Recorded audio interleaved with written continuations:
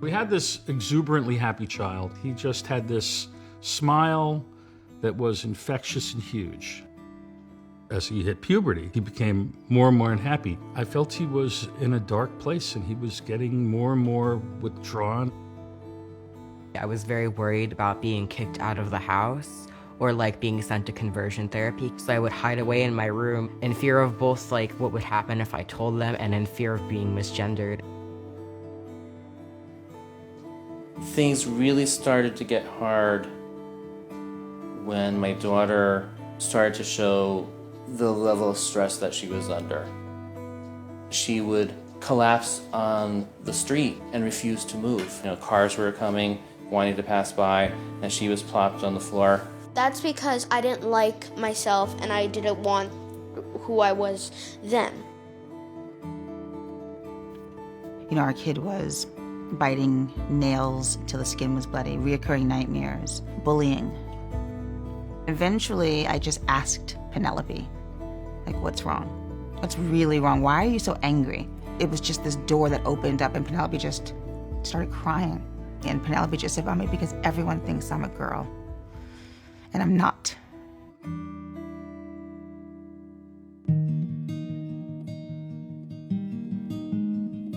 We see trans kids have higher rates of suicidality, of depression, of anxiety. They're at risk because of the stigma and the minority stress that they're under.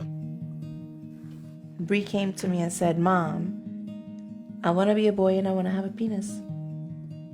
So I was very shocked. My husband felt like I lost my little girl. It's almost like a mourning, and I think I went through it briefly, but it's been harder for him. I think that cisgender parents are afraid of not being able to shepherd their child through their life's experience, and they're afraid of not being able to protect them from that. I thought I had done something wrong. I thought I had sort of dropped the ball on this kid. We were starting to, as a family, sort of implode and fall apart, and there was a lot of guilt. I know that he sensed it in the beginning that I was apprehensive because I didn't want him getting hurt. I wanted to make sure he really knew this is what he wanted. The Gender in Family Project is a safe haven for the entire family to feel supported. It helps to build bridges between families, and that's where bridges need to start being built first. Our kids sit knowing that their parents are in the room next door and knowing that they're here to support them. It's empowering. With my mom going there, she became very comfortable with my gender identity, and she was became so proud of me and everything. I don't think I've ever seen my child happier than he is right now. How he's just blossoming and coming, really discovering himself. It's really it's wonderful to see. It really is. Before, you're crying, you're scared. I couldn't say Penelope's name without getting choked up. And then you just do the work with community, and all of a sudden you've got different verve. What's amazing to see is that when you help one kid and you help one family, it snowballs into transforming an entire community. Because when one kid transitions, everyone transitions along with them. Joe and I went to the school prepared to take all of our children out if they didn't support Penelope. And the right answer came, yes, we will support you.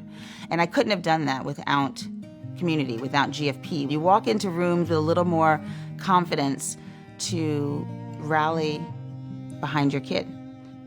Just the other day, my husband took Bree to the male bathroom at a mall. So we have definitely made a lot of progress. Being able to come to the group and get to know other kids like her made a huge difference. She made it really clear to us that if we as her parents had not been able to find a way to make it safe enough for her to transition, that she would have killed herself. And so, she's potentially alive today because this organization exists. So that's what it means to our family. One of the families said to us, you don't know it now, but this is a gift. It's been a gift to our family, and we're starting to see that. It's still hard, but we are better parents, we are better people because of this experience. The Gender Family Project simply just made me feel accepted with my family.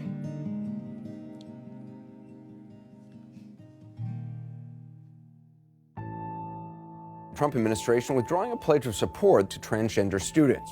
Protesters formed outside the White House last night. We will not be silent. We will stand with and protect trans youth.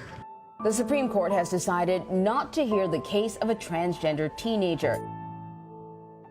The number of referrals that we have gotten over the past few months has drastically increased. A lot of kids have felt the uncertainty of the times that we live in. I'm afraid of something happening, getting attacked. It does become a threat.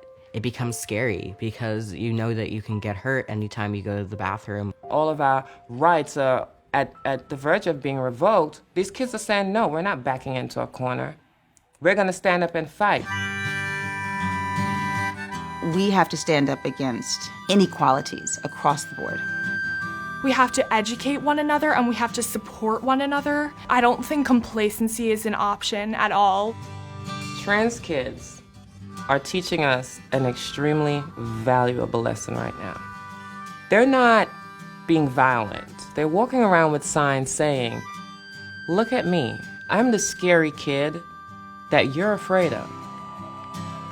We need to stand together. We need to be their allies. And we need to tell them, this isn't going back. This is going forward. It says, please let me use the girls' room. The trans kids are just as entitled to life, liberty, and the pursuit of happiness. The gift is for us as parents to allow them that, and that comes from acceptance. We need to align with them. When they're ready to march, we march with them.